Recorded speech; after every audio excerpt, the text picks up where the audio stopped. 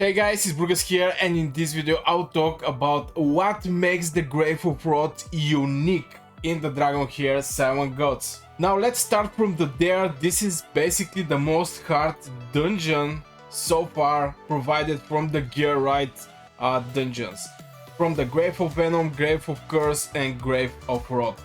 And this is just because these bots here have a lot of stuffs going on. And you definitely want to have three different type of heroes here.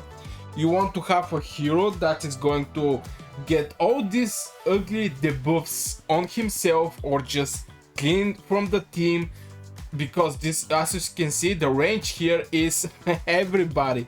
You cannot actually avoid getting poison and healing reduction if you don't have enough resistance.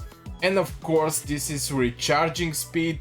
This is also really bad. 30% recharging speed. This is, yeah, it can hit you huge. So what makes this instance so unique? And here it actually comes the gear that this instance is providing. As you know, if you watch my other videos, you're going to know that buffs and debuffs for the hard stages is vital, is maybe the most important things presented in this game if you want to go further in your development, since the debuffs and buffs is insane. What I mean by that is, I'm going to get just maybe, yeah, Sigrid. I like to put her, for example. For me, she is just a legendary hero, but it's rare. And as you can see, attack penalty 2 is like 50% reducing the attacks. Now most of the games is like maybe 10%, 50% reduction of the attack, or maybe some kind of defense down. You get the idea. Here the things is crucial, the numbers are crucial. 50% attack reduction. If you have other heroes, for example, 30% attack in the arena. All these buffs is absolutely huge, and on 1162, 30% a huge amount of damage. So you definitely want to focus over the debuffs. But where is the place in all these things about the Grave of Wrath? And here comes the interesting part. Now it depends where you're in the stages. I currently didn't do that much stages lately, but anyway, you can see all the gear presented here. 2 pieces, effects, accuracy 40 and resistance 60. Now resistance is going to give you the resist to resist debuffs. If the boss, as you know, this boss have a lot of debuffs, and if you have accuracy, you're going to apply debuffs. And you definitely want to farm this dungeon just because of these two great status, accuracy and resistance. And if we see the, yeah, we already see it, but if you have higher resist, you can resist these things here, all this poison, healing reduction. And on hard stage, the healing reduction is actually 100%. It's reduced the healing received by 100%. So you definitely want to have some kind of resist, and in the same time you want to have accuracy to actually apply the buff by yourself.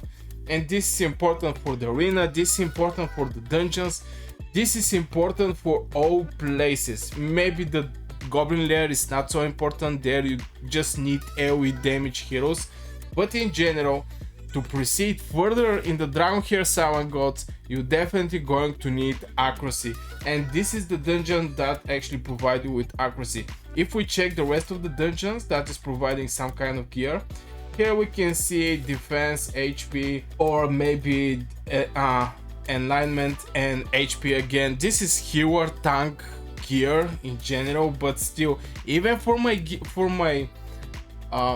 healers and tanks, I will be happy to have some kind of resistance. And if my tank or healer are doing some kind of debuff, I want to have also accuracy. Now the Grave of Venom is of course attack critical rate, stuff like this, attack speed, spell case, you get the idea. This is very cool. This is booster for your attack, but if you want to go further in the game, to proceed further, you're definitely going to need some accuracy and some Of course, here we also have spell haste, but you want to have some kind of resistance and maybe spell haste. If you have Boresh, for example, definitely want to have spell haste and in same time accuracy, so he can apply his debuffs. It's same for the Sigrid.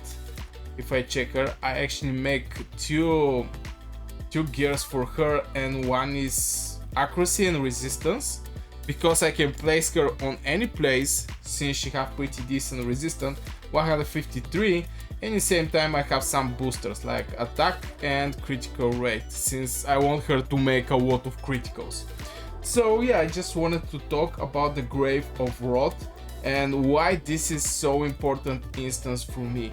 Is the higher level end game instance, I mean dungeon.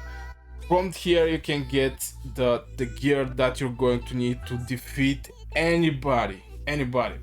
And maybe this gear can apply for maybe 1, 2, 3 heroes in general, the heroes that is having some buffs and debuffs, but you want to also have some kind of resistance, something to actually help you survive in general in the fights with a lot of debuffs.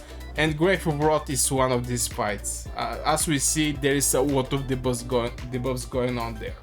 So I guess this will be for this short video, guys. I hope you enjoyed. If you do, hit one like, subscribe to the channel, and see you in the next video.